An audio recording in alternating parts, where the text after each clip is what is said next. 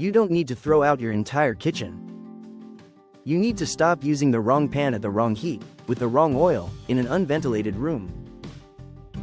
Because the internet loves a simple villain. But longevity risk usually isn't one dramatic object, it's a repeated pattern you do every day without thinking. So today we're doing cookware without panic. Non-stick, stainless, cast iron, and the quiet thing that often matters more than all of them: what you're breathing while you cook. By the end, we'll have simple rules you can actually follow. And we'll give you a practical kitchen checklist that keeps the benefits of cooking at home while lowering the exposures that actually matter. Quick disclaimer before we start. This is educational, not medical advice, and we're not telling you to self-diagnose anything. If you have asthma, severe chemical sensitivities, or you're dealing with unusual symptoms around fumes, get help from a clinician and make your home safer. Now let's start with the most contrarian truth in this whole video. The healthiest pan in the world cannot fix a smoke-filled kitchen. If we're searing, frying, or smoking oil in a small room with the hood off, our lungs are taking the hit. Cookware safety isn't just what touches food, it's also what goes into the air. So here's our longevity compass hierarchy for cookware. Ventilation and heat control first. Pan material second. Internet panic last. Let's talk about nonstick, because that's the one everyone argues about at Thanksgiving like it's a political party. Most traditional nonstick pans use a coating called PTFE, which is the classic Teflon-style polymer coating. PTFE is not the same thing as PFOA. PFOA is an older legacy chemical that used to be involved in certain manufacturing processes and is a big reason people get nervous. That distinction matters because a lot of online discussions mash these words together like they're interchangeable. They're not. Here's the real nonstick rule that actually protects you. Don't overheat it, and don't preheat it empty. Nonstick is not a steak searing pan. It's an egg pan, a pancake pan, a delicate fish pan. Low to medium heat is the whole game. When nonstick gets overheated, PTFE can break down and release fumes. That can cause a flu-like illness sometimes called polymer fume fever, and it can be especially dangerous for pet birds. So the practical nonstick rules are simple. No empty pan preheating, no broiler, no ripping hot sears, and if you're going to cook hot, use a different pan. Also, don't use metal utensils on nonstick. Wood, silicone, or nylon. And if the coating is peeling, flaking, or deeply scratched, that pan has retired. Thank it for its service and move on. Now let's cover the question everyone asks next. What about a scratched nonstick pan? We're not going to do fear theater here. A few scratches aren't an emergency, but they're a sign the coating is degrading, and degraded coatings are easier to overheat and easier to damage further. So the calm adult move is, use nonstick for low heat, keep it in good condition, and replace it when it's clearly worn out. That's it, no apocalypse, no drama. Now stainless steel. Stainless is one of the best kitchen defaults because it's durable, versatile, and doesn't rely on a coating. But stainless isn't chemically invisible either. Under certain conditions, especially long cooking with acidic foods like tomato sauce, stainless can leach small amounts of nickel and chromium into food, especially when cookware is new. This isn't stainless is dangerous. It's just a boundary. So here's our stainless rule. Stainless is amazing for daily cooking, but for long acidic simmers, we may prefer glass or enamel-lined cookware, especially if someone has a nickel sensitivity. And if we do cook acidic foods in stainless sometimes, we don't need to panic. Leaching tends to be highest early on with brand new cookware and can decrease after repeated use. Here's a simple line we can live by. Stainless is the dependable friend, but even dependable friends have boundaries. Its boundary is 6 hours of tomato sauce. Now cast iron. Cast iron is incredible for searing, heat retention, and oven cooking, and it can build a naturally seasoned surface over time. The big trade-off is that cast iron can add iron to food.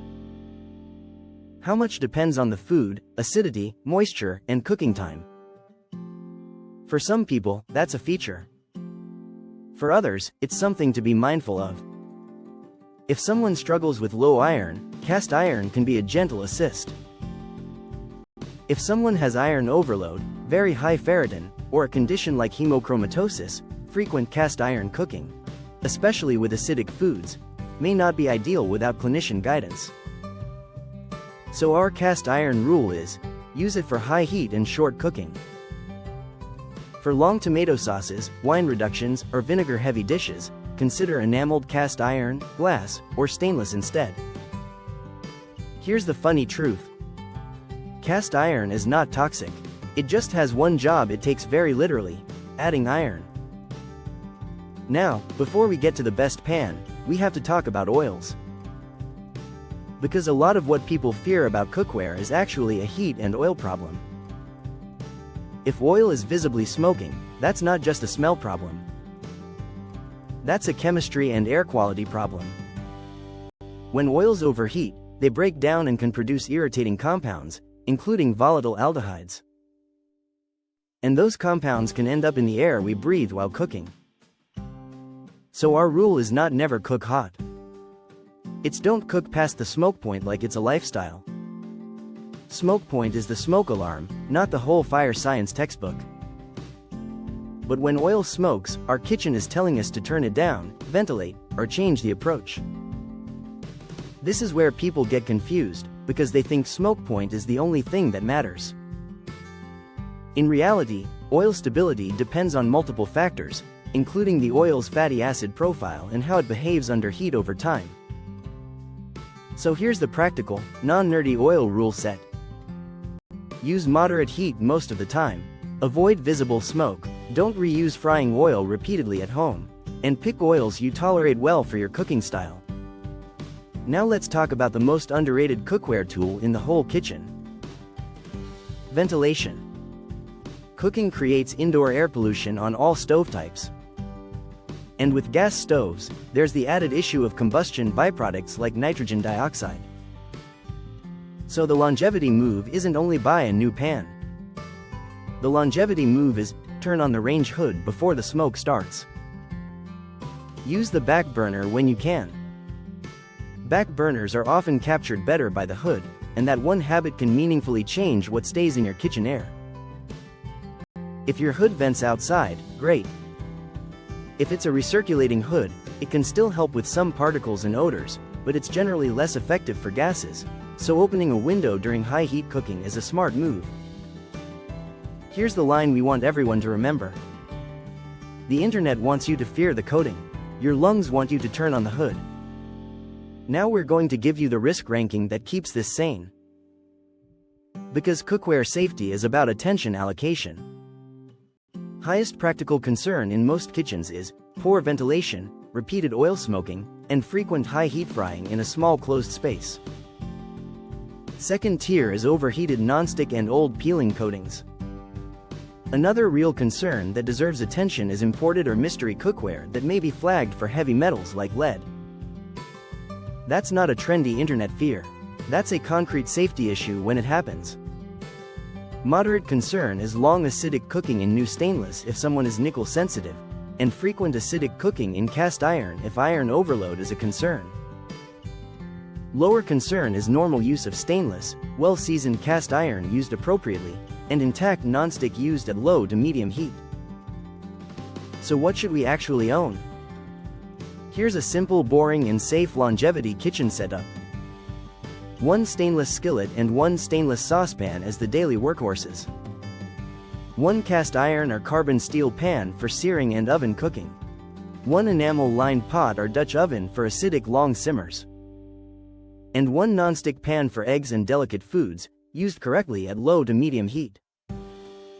Or if you want to minimize the PFAS conversation as much as possible, a good ceramic nonstick can be a reasonable alternative, understanding that ceramic coatings can wear faster and may not last like traditional nonstick.